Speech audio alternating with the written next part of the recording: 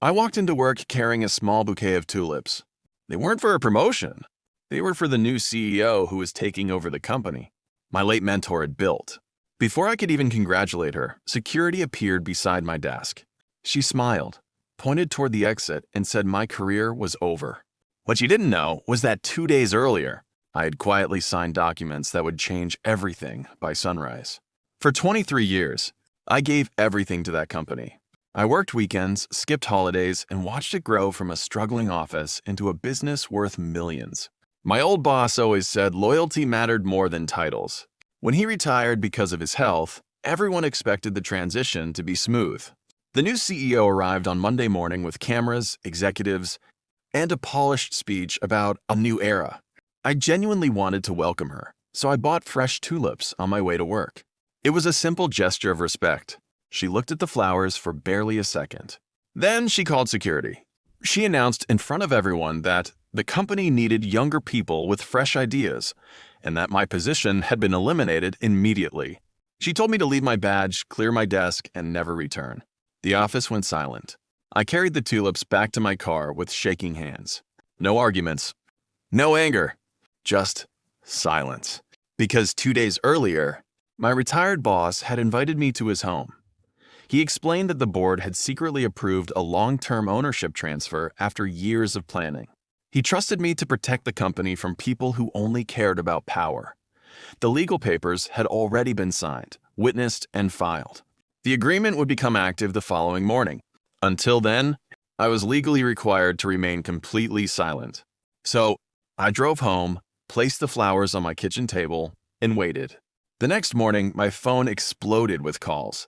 I ignored every one until a frantic voice message arrived from the executive secretary. "You need to come back immediately." When I entered the building, the atmosphere had completely changed. The same security guard who escorted me out yesterday opened the front door for me. Employees stood quietly along the hallway. The board members were already seated in the conference room. The new CEO looked confused. She expected another strategy meeting. Instead, the company's attorney stood up and placed a folder in front of her. He calmly explained that the ownership transfer had officially taken effect at midnight. The person she fired the previous day was now the company's legal owner.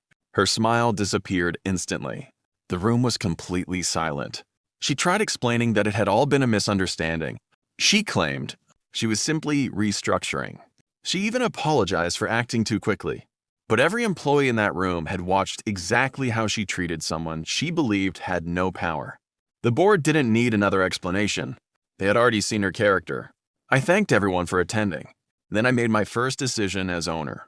Every employee who had been unfairly pushed aside was offered their position back with better benefits. Managers, who ruled through fear, were replaced with leaders who earned respect. The company wasn't going to be built on intimidation. It was going to be built on loyalty.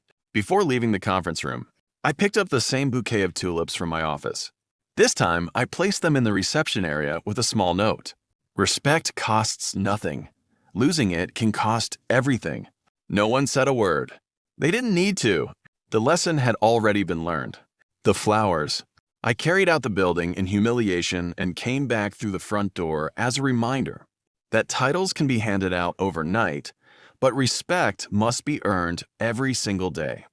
The moment someone mistakes kindness for weakness is often the exact moment they lose everything they thought they controlled. Respect lasts longer than power, and truth always arrives after the excuses.